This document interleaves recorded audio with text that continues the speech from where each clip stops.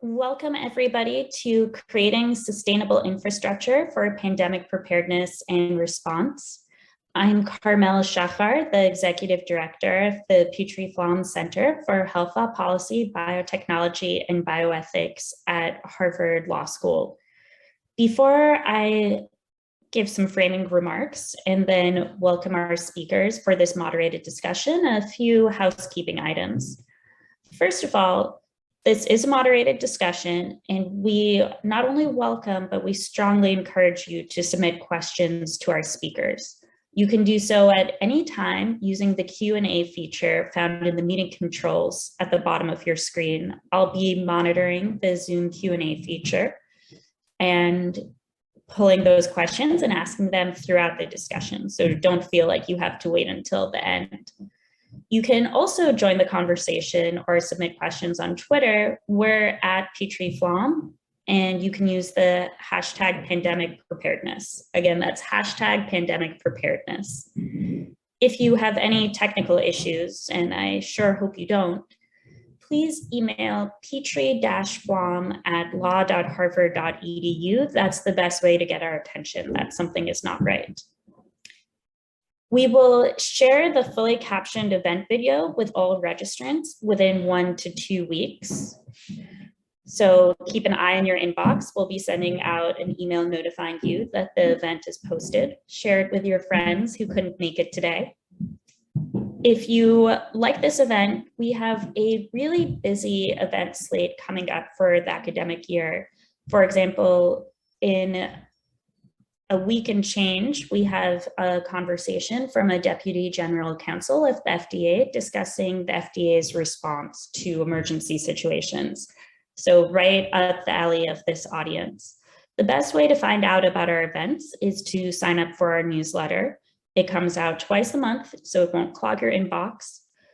Also, please read our blog, Bill of Health, which brings together some thought leaders from health law, from bioethics, from health policy to tackle a range of issues. We have posts looking at the impact of Dobbs on medical care. We have posts looking at the intersection of bioethics and Islam. We have a lot on COVID and the impact it's had on our society, as well as check out our upcoming events. The last Q&R code, it goes to our events page.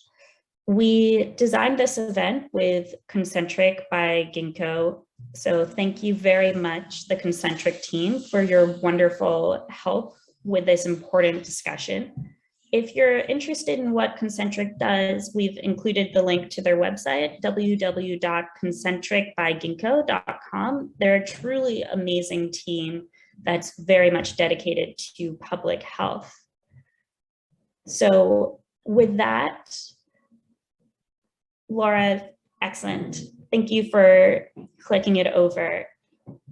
A few setting remarks before we discuss our panel and before you start hearing from our panelists. The last couple years have been such an interesting time when it comes to public health. I think on one side, we've really understood now how much disruption a pandemic can have on our lives. I think 2019 us couldn't believe all the social changes that we lived through in 2020, in 2021. And I think we've also seen some really inspiring things come out of the pandemic, such as the care that our healthcare workers gave despite being overwhelmed, creative solutions on how to get supplies to people, as well as the extremely rapid drive to develop the mRNA vaccines to contain the impact of the COVID-19 pandemic. But there have also been some really, I think, dismaying and challenging aspects of the pandemic. When the pandemic first started, I remember telling a colleague, well, a silver lining is that people will really understand the importance of public health. And I'm not sure that it's really the case, in that I think one could credibly argue that public health law has been undermined because there has been kind of a limiting on what federal and state governments can do when it comes to public health, but also that we haven't necessarily seen the public health infrastructure get the resources that it needs to really meet the challenges of COVID-19, as well as to meet the challenges of other public health issues, such as perhaps monkeypox or polio, but also talking about water, which is not a given throughout our country. What we wanted to have is a conversation saying, okay, this point in time when society is really hungry to declare ourselves post-COVID, which may be a misnomer, I think this is probably something the panel will discuss. How does our public health system stand? Is it healthy? Is it able to meet the challenges that are coming its way? Do we live in a community that meets the label of biosecure? And to that, we've gathered a very distinguished panel. I'm going to give a very briefest of introduction in no particular order, except perhaps alphabetical. We have Julia Barnes-Weiss, Executive Director of the Global Healthcare Innovation Alliance Accelerator. Nicholas Evans, Associate Professor of Philosophy at University of Massachusetts Lowell. Erica Jackson, Associate General Counsel, Ginkgo Bioworks. Sira Madad, Senior Director, System-Wide Special Pathogens Program, NYC Health Plus Hospital and Fellow at the Belfer Center at Harvard Kennedy School. And Renee Regerson, Vice President, Business Development at Ginkgo Bioworks. Welcome, all of you. So I am going to first pose a question that I hope each of you will answer in turn, and I suppose we can go in the order that I introduced you. And the question is, what lessons have we learned and what lessons have we failed to learn from the COVID-19 pandemic experience thus far? And Julia, I'm sorry to put you on the hot seat first. Thanks, Carmel. Thanks for the introduction. Thanks for the question. Because I can't help myself, I'm going to rephrase the question to what should we have learned? Because I'm not so sure myself what we actually have learned, or in certain quarters where things have been learned.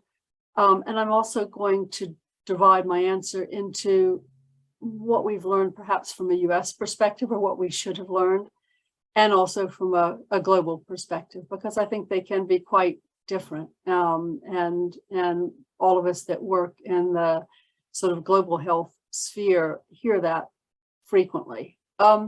So I would say from a US perspective, at least what we should have learned is that we need a conductor to coordinate the formation and funding of a portfolio and the purchase of those needed interventions.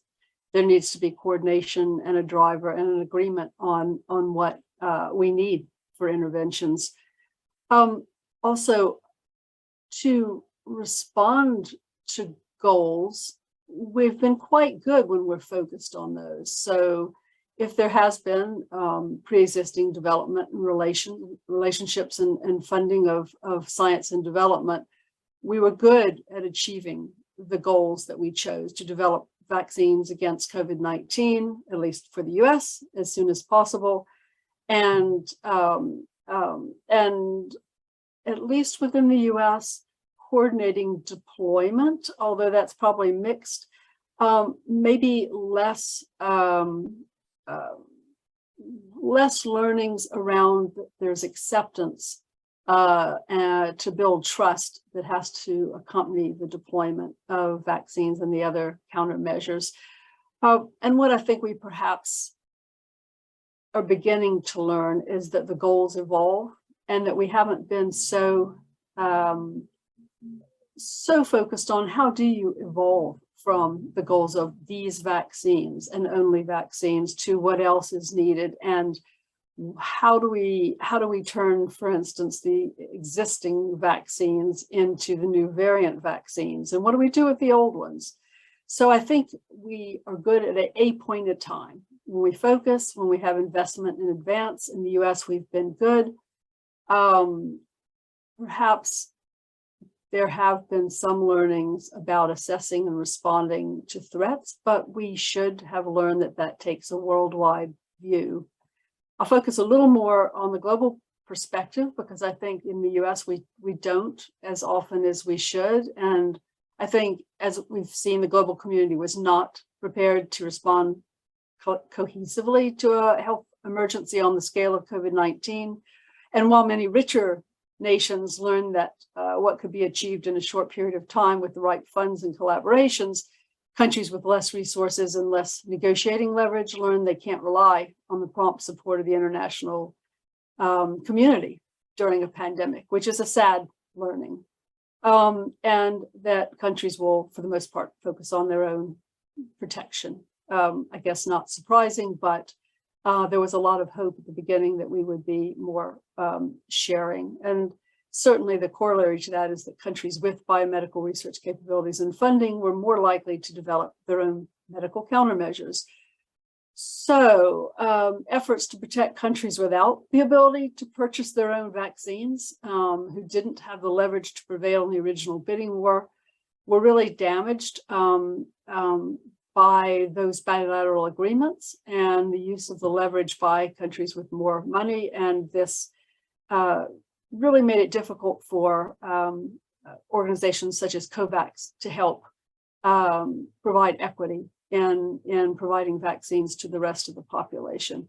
I'll say that the end result of that, which is maybe what has been learned, is for those countries that were not able to provide their own vaccines or prevail in the bidding wars for those vaccines, they've learned they need to protect themselves.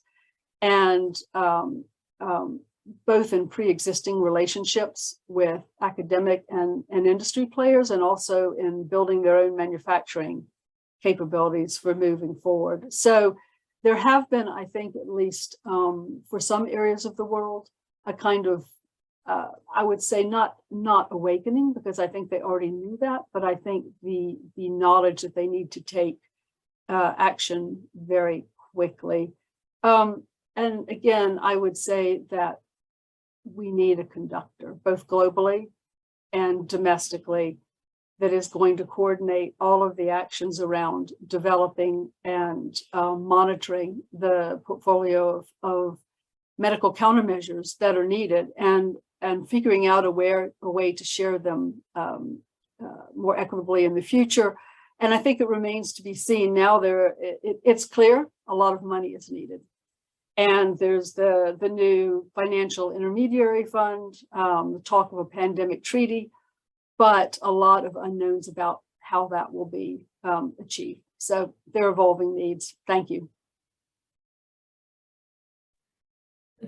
Thank you for those opening remarks. And I think it was really useful to remind us that the world exists outside of the United States borders.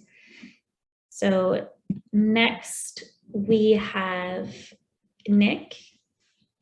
And as a reminder, the question is, what lessons have we learned or failed to learn from the COVID-19 pandemic thus far? Thanks so much, Carmel. So I think that, and I guess befitting that I've just become the chair of a philosophy department, we can really inquire what it is to learn a lesson in global health. So I've just completed a project with Dr. Joshua Moon, who's at the University of Sussex, looking at the concept of a lessons learned document, and they go back to the AIDS crisis at least. And what it turns out is that at the height of the AIDS crisis, as the AIDS crisis was becoming global, or being recognized as global, I think would be the better term, there were documents that were produced at the UN level that suggested things like we needed to ensure that countries had access to basic and universal healthcare, that there was fair allocation of medical countermeasures. They didn't call them MCMs back in the day. That's a relatively new term. That we needed to change the ways that we governed trade in medicine. We needed to deal with the ongoing kind of legacy of colonialism and the way that has depleted scientific resources globally. That was the 1980s. It's 2022. It's not totally clear that anything has changed. So when we think about lessons, as someone who teach undergraduates, you can give people lessons, but whether or not they actually take them up is another matter. I think for me, the biggest things that we've seen are as follows. I think that we have seen that developing nations have been reminded again that they cannot trust the developed world when it comes to interactions in a global crisis. And this is, again, something that has been known for 20 years. There was a very famous incident in which the government of Indonesia withheld samples of highly pathogenic avian influenza in the early 21st century, precisely on the basis that they were concerned that developed nations would use those samples to do their own research, create their own medical countermeasures against highly pathogenic avian influenza, and then leave the rest of the world behind without any benefit to the government of Indonesia. That led to things, for example, like the PIP framework for the sharing of influenza vaccines, but not much else has happened in terms of access and benefit sharing on the global stage. At the end of the West African Ebola pandemic, we found countries trying to re-access the samples of their own citizens that had been taken by developed nations for the purposes of science research and development. And in one case, the United Kingdom, the government of the United Kingdom denied access to those countries to the samples of their own citizens on national security grounds because they classed Ebola as a potential biological weapon. And then, TRIPS waivers, which were a subject of discussion around vaccine and medical countermeasure sharing during COVID, have been the subject of extensive lobbying, both for and against, in terms of providing equitable access and cheap access and off-patent access to medical countermeasures in the event of a public health crisis. So we've learned all these lessons, or we've been instructed, I guess, by Mother Nature again. But it's not totally clear that we have learned anything. In terms of things that I think we should be focusing on a local governance level, I think that when we think about infrastructure, we should think about human infrastructure primarily. There is economic modeling, for example, that if you ensure paid time off to individuals, that you can reduce influenza rates, for example, by up to 40%, by allowing people to simply stay home when they feel ill. We had to cobble together systems of support during COVID, which were imperfect, but were designed to support individuals who either were unable to or forbidden from attending their places of work as part of the pandemic. But we never then enshrined that into a governance system that we could use not just for pandemic diseases, but also for the run-of-the-mill infectious diseases, which kills tens of thousands of Americans every year. We have talked about the ability to access testing, right? And now that testing is becoming less and less cheap for COVID, it started off as notionally free, and now we're all paying out of pocket for COVID tests or relying on our insurance to either reimburse us or send us the tests. But we still have no serious conversation about the future of a kind of a post-Obamacare national health insurance system or universal healthcare system in this country. So I think that in terms of the lessons that we have learned, we've learned that infrastructure matters, but that infrastructure isn't just in our ability to create vaccines of certain kinds, but in our ability to actually then put those vaccines in arms or get medical care to where it's needed. I guess to finish off, my colleague Jason Schwartz, who's a vaccine expert at Yale, he loves to say in his talks that vaccines don't count, vaccinations count. And I think what we're all learning the real hard way is that it's that latter part as an extension of kind of our human infrastructure, which is sorely lacking, not just in this country, but worldwide. Thank you, Nick. And I love your urging for us to remember that infrastructure, we should be thinking of infrastructure in the broadest sense. Erica, it is your turn next. Thank you, Carmel. And I will agree with both Julia and Nicholas in the sense of pushing back on what we've learned. I will say what we've observed this far. We have seen that public health, if it is not well invested in, if it is ignored, that it has the ability to shut down our world, to shut down our economy, to impact our society, to have significant impact on morbidity and mortality. We have observed that when we utilize public-private partnerships in a very focused manner, when we invest in very focused areas, we can do amazing things as it relates to the development of innovative technologies. The way that we were able to develop and deploy our mRNA vaccinations was groundbreaking. That was us observing that when we commit adequate resources, and we have committed public and private partners, we can do amazing things.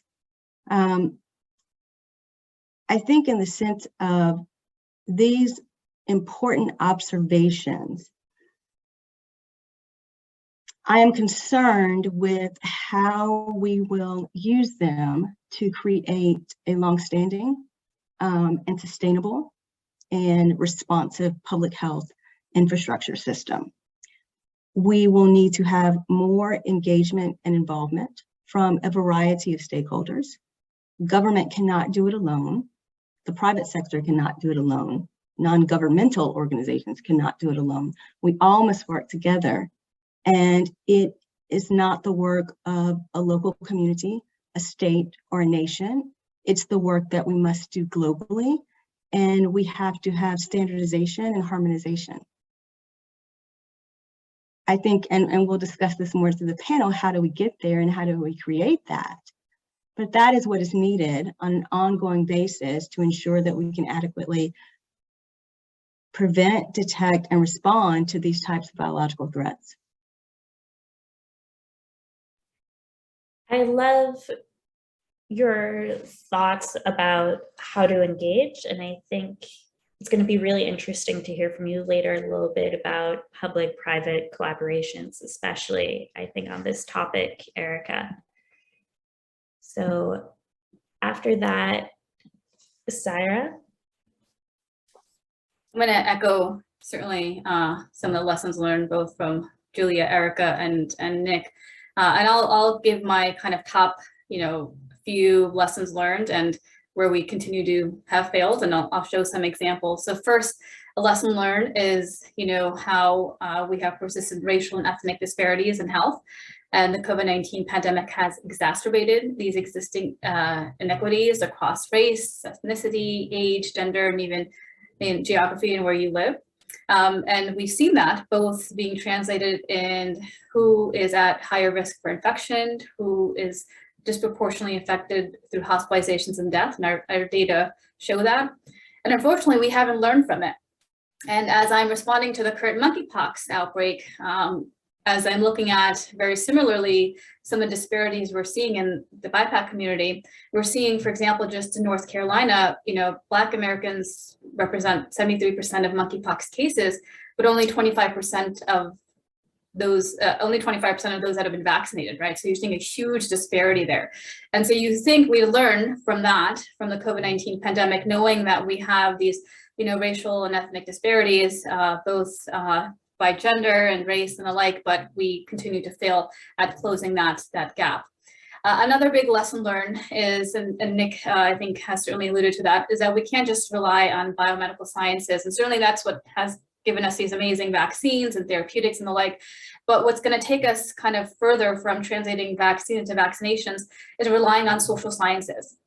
And that has been underused in this pandemic. And I can tell you, as somebody that's also been, helping lead COVID-19 vaccine programs, it's not just about me talking about why it's important to get vaccinated. It's also bringing in behavioral scientists that can help us shape the messages better to meet people where they're at and where they understand and why it's important to them.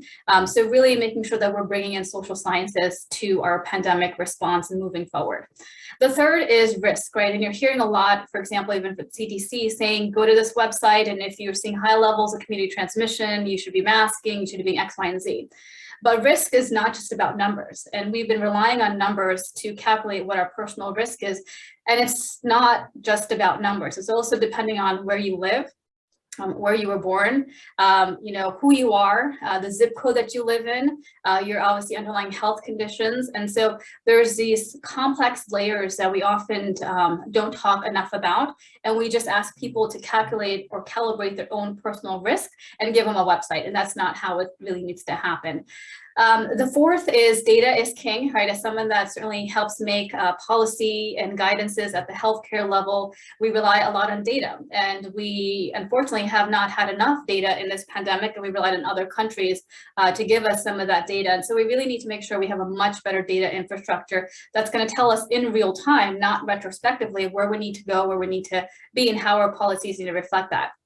The fifth, and this is something that's my personal pet peeve, because you constantly hear in the media, hospitals frontline, hospitals frontline. Hospitals are the last line of defense in outbreaks, right? It starts with the community through preventative measures, right? And that is what the frontline is. The last line is hospitals. So when the Tootsie Roll has hit the fan, that's when you need to go to the hospital. That should be your last line of defense. And so we need to make sure that we're starting at the community level with these preventative measures, whether it's behavioral or vaccines and therapeutics and the like. And hospitals really should be the last line. And we need to make sure that we emphasize that and make sure obviously everybody has access to hospitals and healthcare services. The sixth is trust in science. And you've heard that from other panelists as well. Really, really important that we try to do more in building trust, both in science and establishments, in government, because we've seen that translate into lower vaccination rates when it comes to the COVID-19 pandemic. And our lack in trust in science is also what's feeding into the misinformation, disinformation that's running rampant, just not just here in the United States, but obviously around the world. So it's feeding into that. And we really need to make sure that we're building more trust in science. And that's a fully loaded topic, right? And there's a lot that you need to do to build trust in science. It also includes, literacy levels and the like. So we need to do a lot more on that. And the seventh that I'll leave off on, and this is something obviously working in healthcare, is that we need to treat mental health just as our physical health. So while we emphasize why it's important to get vaccinated, why it's important to get treatment and the like, it's really, really important that we also emphasize mental health and how that's integral in our obviously daily lives and helps us function. So with that, I will hand it back over. Wonderful. And I think so many of your points are so very important from kind of the uneven impact that it's had on various communities. But I'm especially struck by number 5, that hospitals are not the front line, but the back line. I think that's just such helpful framing. So our last but not least, Renee, we'd love to hear your thoughts on this question. Great, thank you. I've already learned a lot on this panel, hearing from the other panelists. So for me, this is already a success, but I'm happy to share my perspective on lessons learned and those that I think we still have a little ways to go. I bring a little bit of a unique perspective that I started in this pandemic at the federal government as a funder at DARPA, and then I flipped in August 2022 Ginkgo Bioworks to a company. So I saw kind of the public response side and the private response side. So it's reflected in my comments here a little bit. So the first learning that really took me to my core early in the pandemic was that the technology community that's out there actually really wants to help, but doesn't always know how. So understanding, like, in the point of an emergency, there's a lot of resources, capability, manufacturing that's available out there that might not be kind of commercial off the shelf ready to go for a pandemic, but can be quickly repurposed. And so one lesson learned here should be understanding how do we harness that. I don't know if we fully understand how to do that next time around. I think we're bridging that gap, but we're not quite there yet. I think another lesson learned for me is that we're validating what I would call new levers. So for pandemic health, there's going to be kind of big motions that you can make and start to really gain ground against a pandemic and try to outpace something like a virus like COVID-19. So the power of private-public partnerships. So the government can't do it alone, industry can't do it alone, and really putting together some creative partnerships, to me, were some of the best surprises of this pandemic. Like, we're reflecting on, one specific anecdote for on our side at Ginkgo was working with Express Spa, whose business, giving manicures and massages right before a flight all of a sudden disappeared. But hey, those are people in the airport who had access the concessions contract to be people that could collect samples for testing. And so now bringing testing, like you said, the last line should be hospitals, like bringing it into a proactive place where there's going to be asymptomatic people and really helping them. And you need to lean in creatively to public-private partnerships to be able to do that. And of course, the Centers for Disease Control supported that type of work. The other lever is the power of scale. So once something is at scale, something like COVID-19 testing, if there's going to be seasonal flu or a surprise like monkeypox, how can we already leverage those good relationships that have been built and really just make it a quick technology transfer to, if you will, do a systems upgrade to a new operating system in this case, which would be something like monkeypox, and really leverage that rather than built from scratch. I think we recognize and validate that that lever is there, but that is, I would say, a lesson we haven't fully learned yet. We don't have the playbook for how to really harness that scale yet. So we have a little ways to go there. And then I think the power of communication and insights. This has come, I love, Nick, that you said vaccines don't count, but vaccinations count. I lament looking back at my time when I was at DARPA, really seeing when these mRNA vaccine programs started 10 years ago and how this good development and why we were able to move so quickly, that there wasn't a partner program to really look at how do you message this trust in science and bring this forward, and understanding that social dynamic is a really important piece that, I wonder if it would have played out differently if someone had taken on that challenge very early on. The last point about lessons learned is guaranteed there will be surprises. Ships getting stuck in the Suez Canal, monkeypox will happen, and you're just going to have to deal with it and work through it. And there needs to be resiliency and redundancy, because you're not going to be able to predict what that is. And honestly, just bringing it back to perhaps the biggest surprise of all is that, especially in the United States, we took a bet on mRNA vaccines. This was not ingrained in us at day one of the pandemic what the solution was going to be, but I think that is just super special that we created an environment where we could take that bet. And I think there's millions of lives were saved because we did that, right? And as a nation and as a world, in many cases, that type of approach. And so one of the lessons that I hope we take from this pandemic is making sure that we create the organizations that are risk tolerant to allow us to make those next bets. And so for the next pandemic, I don't want to be in a place where we're going to be reacting more quickly. I want to be in a place where we're going to predict it and we're going to prevent it. And that's where, those risk takers and putting us in that place is, I think, a lesson that we still don't have learned yet, but hopefully we're going to work towards that. Back over to you. Renee, I feel like in some ways you gave us a little bit of the recipe for a proper response, like thinking about scale, thinking about partnerships. I think it's really inspiring. So I am bumping my questions because we have a question from a Petrie-Flom student fellow.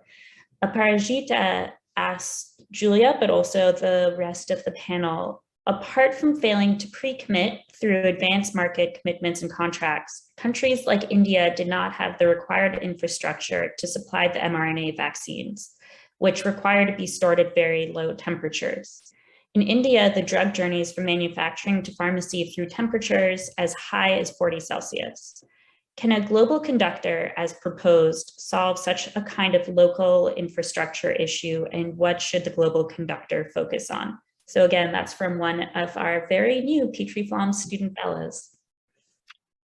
Great question. And I think when we talk about a global conductor, which let's that's going to have to be a body of conductors, if you will. I think it's almost, as a few of you were talking about earlier about local needs, I think there have to be a roll up from communities and countries on what their needs are going to be.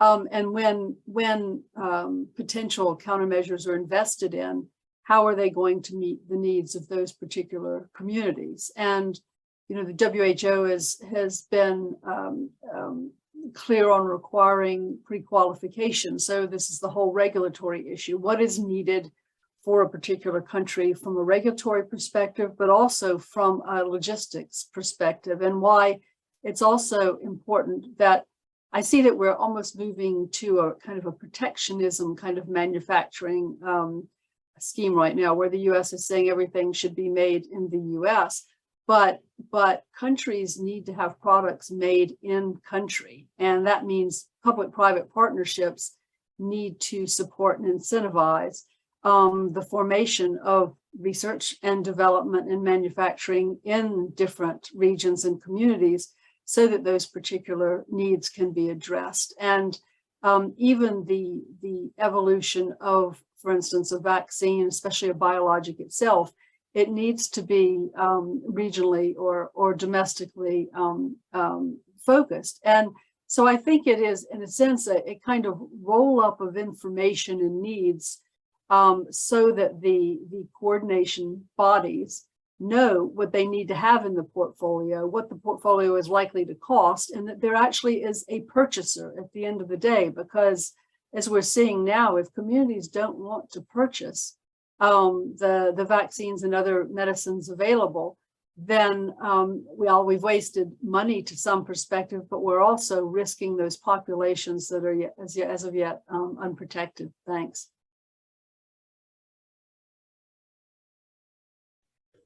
So I want to open this question to the rest of this panel, and I think Aparajita's question is also interesting because it's focused globally, but I remember at the time that mRNA vaccines were being rolled out, the discussion of where across the US had these super freezers. You know, finding a super freezer in Boston is actually really easy. Finding a super freezer out in rural North Dakota may be more challenging. I'm going to go to Renee and then Nick. Great, thanks. I think what's great about this question is it very clearly states the problem that countries like India did not have the required infrastructure to supply the vaccines. And so I think we need to make sure that an infrastructure problem, remind ourselves that we don't have to solve it with an infrastructure solution, that there's actually technological solutions here as well. And so we did this so quickly. The goal was billions of doses go. So there was a lot of quick decisions made by the vaccine manufacturers to, skip things like thermostability and or do minimal amount of work there. And not really optimize for that in the manufacturing chain. So now we have time to go back to the lab and development and say, can we pre-design some of those types of mRNA capabilities in this case that we know that will be thermostable when we go forward. So we're not going to be stuck with looking for supply chain issues on the back end. And so I do think those types of investments now, really excited to see things like the executive order come out on Monday that are going to help put more funding into areas like this that we can avoid some of those challenges as we move forward. To you. So Nick, you also wanted to respond?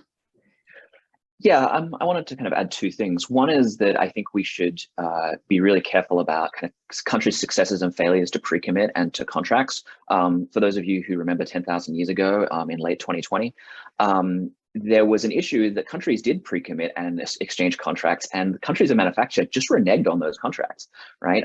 So kind of revealing that I have a second passport that's cooler than my first passport because it has a kangaroo on it. Australia committed to doses of, I believe it was the AstraZeneca vaccine, and then the EU just simply said no. It's not like Australia can go fight a land war for their vaccines or something like that. And there's no small claims court in the international community where they can be like, hey, you stiffed me out of a couple of 100,000 orders.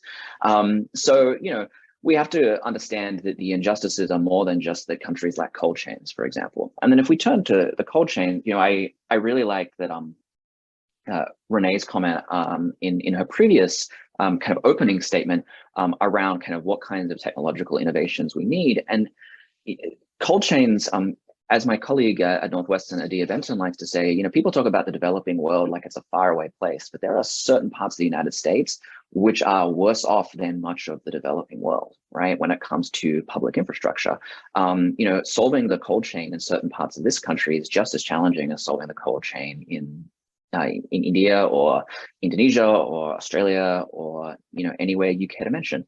And so I think as in terms of technology,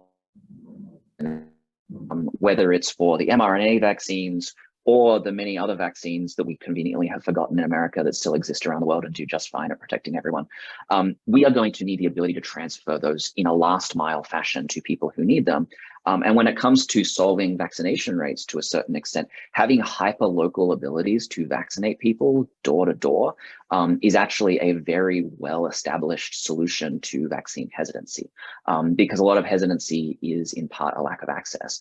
And so, if anyone wanted to throw a couple of $1 billion at, one of the greatest pandemic challenges there is, it's the ability to distribute medicines at a hyperlocal level and maintain those cold chains. And this is a problem that we've known about, again, for 20, 30 years.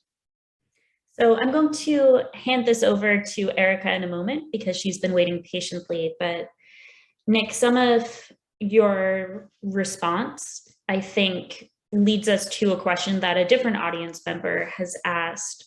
This person was wondering, how should public policy address low vaccination rates? What kind of policies have already worked in minority, ethnic, and marginalized groups? Or should we even push for higher vaccination rates at all? What about arguments about personal choice? So, Erica, I want to hear what you had to say, and also feel free to pivot to some of this discussion about vaccine policy and communications. Yes, I think let me first address this one. So vaccine policy and how we can get greater utilization. I think one of the biggest investments from a public policy standpoint will be along the lines of communication and education, ensuring that we have the ability to address communities where they are, again, local communities, state, national, and global communities, and provide information to them in a manner that they can understand, in a manner that they trust, have to ensure that there are community leaders that can communicate. I think in the sense, and Sarah, this is a point that you noted as well. I mean, misinformation had such a significant impact on public health, particularly vaccination rates. I think as we address this going forward, we need to think very long and hard about how we can impact bioliteracy, what types of individuals are trusted in their communities, and how can they be champions of this message. But I would say that that would be one of my biggest recommendations as it relates to vaccine policy. I think just quickly on the last part, this sense of the need to continue to enhance technological development for our medical countermeasures, we will need to ensure that we are able to create an environment where private sector manufacturers are encouraged to continue to do this work.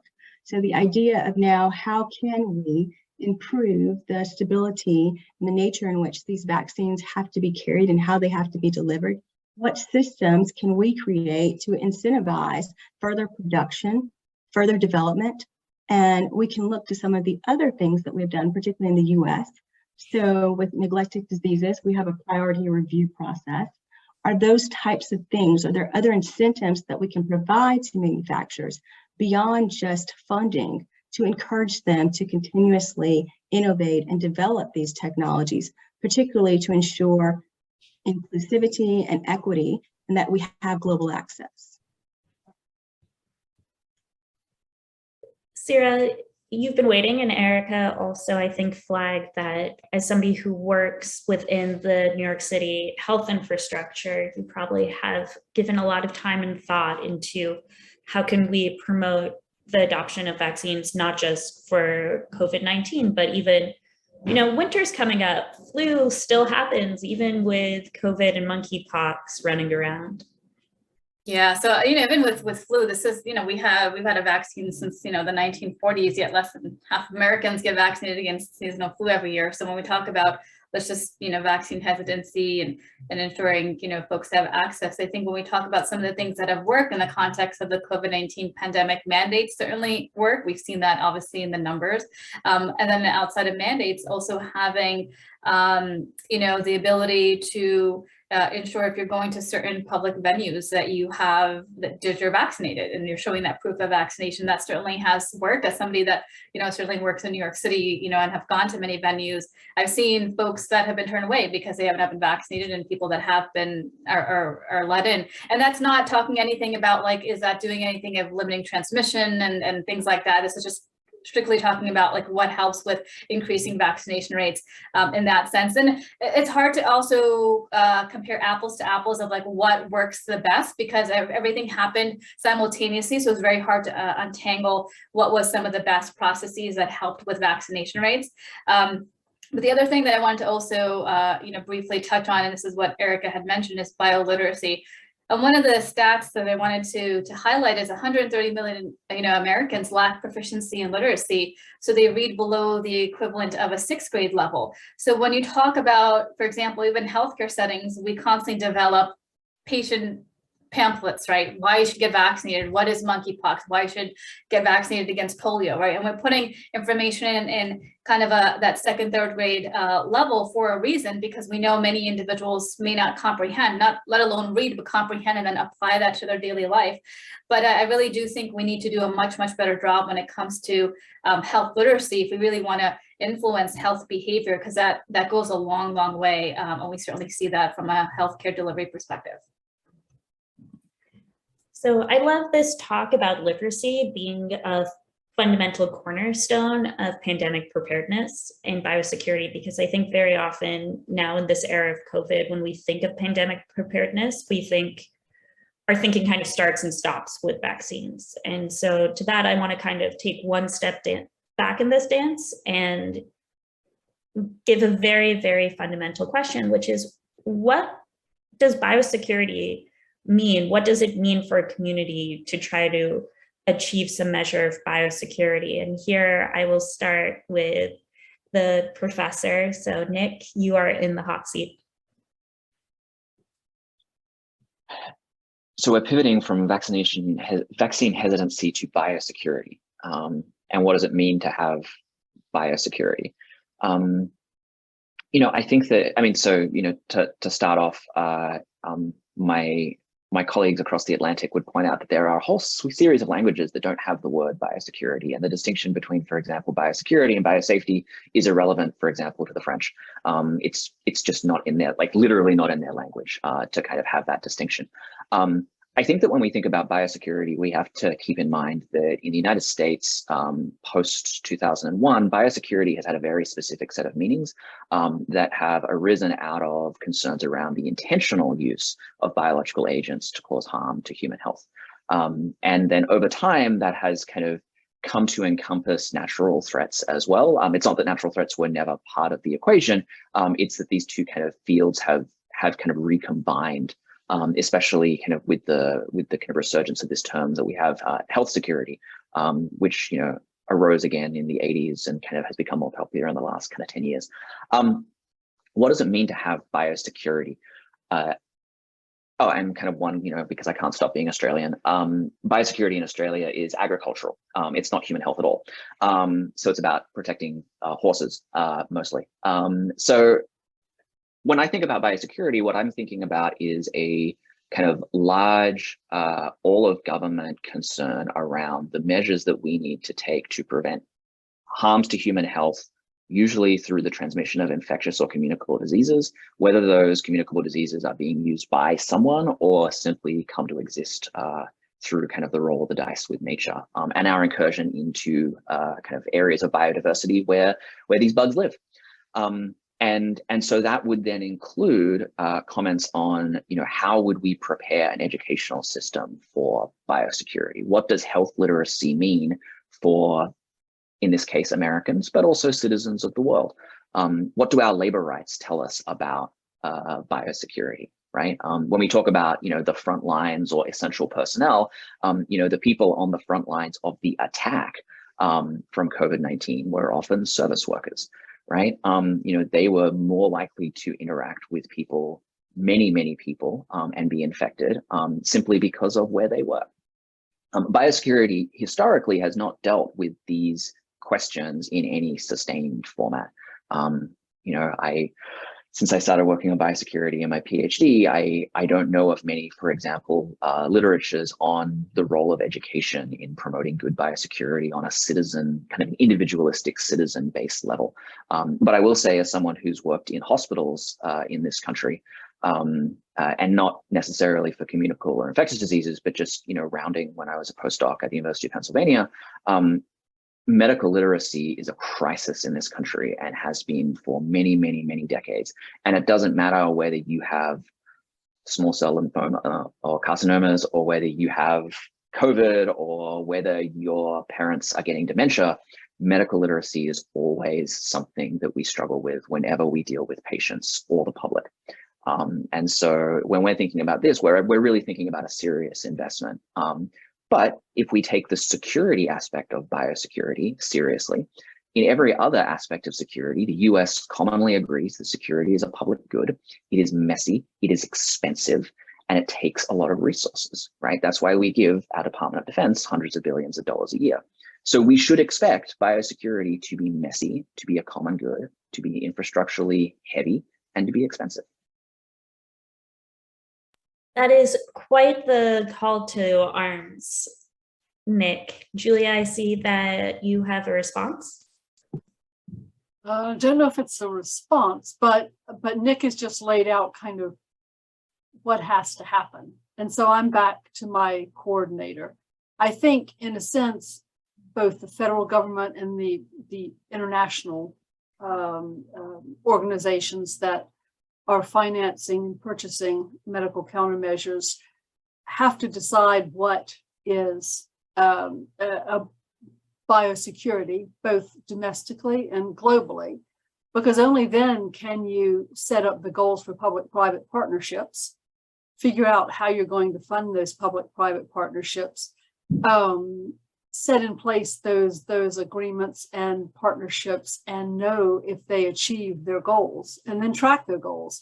And again, this is not a point in time, this is an evolution. So what is biosecurity right now? And what's it likely to be next year? So, you know, as somebody who spends a lot of time negotiating agreements, I would say you never get what you don't negotiate for. You have to decide what the goals are. You have to negotiate for those things. And then you have to see if you've gotten those at the end of the day. And you can't expect industry that has different goals to have the same goals as domestic and global public health organizations. So I think it's really important to have both the structure to, let's say, fulfill the needs, as well as a mechanism for deciding what those needs are and have we achieved biosecurity from our perspective. I think people would have thought in 2019, yes, there's a plan, we're all good. I think if we have learned anything, it's not that we were not all good. And so my plea again for this coordination body and plan to move forward both for the US and globally. Thanks. Erica? I would say, and from my perspective, it's my background having worked at HHS, WHO, advising some of the leading biotechnology and medical product manufacturers in the world. And now with my work at Ginkgo Bioworks as Associate General Counsel, where I advise our biosecurity business unit. When I think of biosecurity, I'm thinking about how do we create an environment, a world where we are able to incentivize keeping life, individuals, communities, states, and nations safe and protected. And by that, I mean, when I say the environment, I do not want the focus to be that this is a government responsibility only, but also putting forth a corporate social responsibility notion that in order for us to keep biology safe, in order for us to keep life and communities safe and protected, this is something that we have to invest in and we have to feel responsible for doing. And so for me, biosecurity, it is this commitment to creating an environment where we can have optimal health. And this is for human life, animals, plant life, but this being something that we have to invest in and develop infrastructure. And again, it's not just what, in my perspective, it's not a government responsibility. It should be the responsibility of all key stakeholders, including private industry.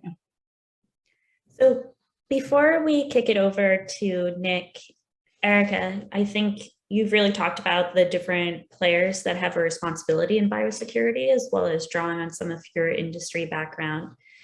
And I think that dovetails nicely both with Julia's comments that industry may have different incentives and goals than national and international NGOs and government units. And we have several questions in the queue that I'm going to harmonize to essentially boil down to what about the pharmaceutical industry in this kind of striving for biosecurity, specifically when it comes to price regulation and transparency around pricing? Is that a component of biosecurity, and are there policies that could be put in place to harmonize that? I think in the sense of price regulation and transparency, I would say as it relates to medical products, so drugs, biologics, medical devices that are developed and used for the purpose of responding to infectious disease, a pandemic and epidemic potential. In the US, we have systems in place that will allow the government to purchase these products at particular rates, basically to enhance the public good. And so in this notion, it's this sense of how do we fund, how do we fuel our strategic national stockpile? How does the government work with companies in the sense of basically working together to develop these products? I think this is available in the US. The sense of, and the real concern, and we've all touched on it here, is how do we have these products? How do we manufacture them? How do we develop them? And how do we make them available outside of the US? I think from this sense, there is a responsibility, and we should think about how we can incentivize these medical product companies to be more invested in building and developing products that can be used in the developing world. To Julia's point, this sense of the global conductor, can we bring in a global conductor that will work to negotiate pricing or to negotiate access to specific parts of the world? For developed countries, do we have the ability for this global conductor to coordinate?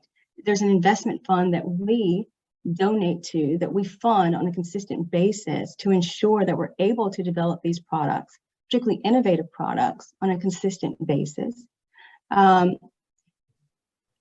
In all, it is a difficult question to answer. There are different drivers, of course, for private industry, particularly public companies, in the sense of shareholder responsibilities to shareholders, risk mitigation, liability protections. And to that point too, I would just bring up the US PrEP Act, which is the Public Readiness and Emergency Preparedness Act. That has created legal immunity for developers of specific medical countermeasures during public health emergencies. That has allowed for the increased development, innovation of these types of medical products, because entities that are involved in the development, the distribution, the administration, even down to healthcare professionals and similarly situated individuals that are administering these products have liability protection. So there has been an increased incentive for these types of companies and these types of individuals and sectors to participate in the development and manufacturing. This is a US law. It's a federal law. There also are comparable state laws. I think in the sense of, while this law, there are some geographical considerations, but ex-US, to the extent if this is involving a country where the US does not have jurisdiction, those liability protections do not apply. And I think as part of the role of the global conductor in negotiations, I do think there is a role for consistent harmonization around immunity protections. And the immunity protections that exist, to the extent that there's willful misconduct, willful negligence, do not have the legal immunity. But I think there is an opportunity to create harmonization to better allow and incentivize industry to participate in these areas. So I'm mindful that we're at 1:30. I see that Nick and Julia have been waiting, so I will give you to the last word in this conversation. So I just wanted to really quickly square the circle between Erica and Julia's last comments. I think that this is an ongoing negotiation, and to again use what I hope is not an overly militant example, if I remember my numbers correctly, approximately 3,800 people died in New York in 2001 because of a terrorist attack, and the negotiations after that around national security included potentially removing habeas corpus for the law students who are kind of in here and don't remember that because they're too young, because they make me feel old. During COVID, our negotiation included the request, could we keep Jacobson versus Massachusetts, if that's okay? And so I think that when we think about these negotiations in public health, we have to be really mindful that we are starting from a very weak negotiating position, and in one in which, for example, industry capture of certain regulatory affairs in this country is very, very strong. And I'm not going to single out the pharmaceutical industry here because, for example, the largest oppositions to meaningful healthcare reform in this country often come from hospital associations and the American Medical Association. So I think we have to be really, really mindful of the fact that we are starting a very weak negotiating position in terms of how we would reform some of our biosecurity infrastructure, not just nationally, but globally. But two, I think that the incentives can be provided with sufficient political will and sufficient financing. There is no in principle reason why available medical countermeasures and vaccines for the top 38 infectious diseases in this world can't be made with sufficient financing. It is, as of 2009, it was something like $100 billion to invest to kind of make significant progress on these infectious diseases. And when you think about the number of lives that you would save and the cost of these diseases worldwide, that's pocket change. So I think that we have to be really clear about what the stakes are and really clear about where our negotiating position is. I agree with Nick, and I just wanted to add, so I've been consulting with CEPI for the last 5 years, so from epidemic into a pandemic disease, it's all about leverage, and leverage is really all about money, and money is really all about who is paying for what. And if you increase the leverage of those negotiating agreements for medical countermeasures, epidemic, pandemic treatments and vaccines, then it increases the likelihood that those with a weaker negotiating position will have access to those products. And so, again, all about money and who controls it and how that gives them leverage in negotiating and increasing incentives for companies to work with nonprofit and multilateral organizations. Thanks.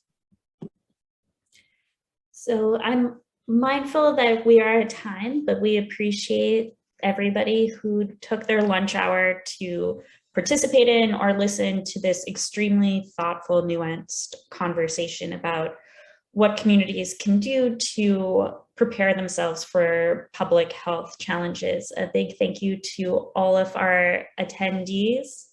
So Erica, Sierra, Renee, Nick, Julia, thank you so much for joining us. Thanks, Carmel. Thank you very much.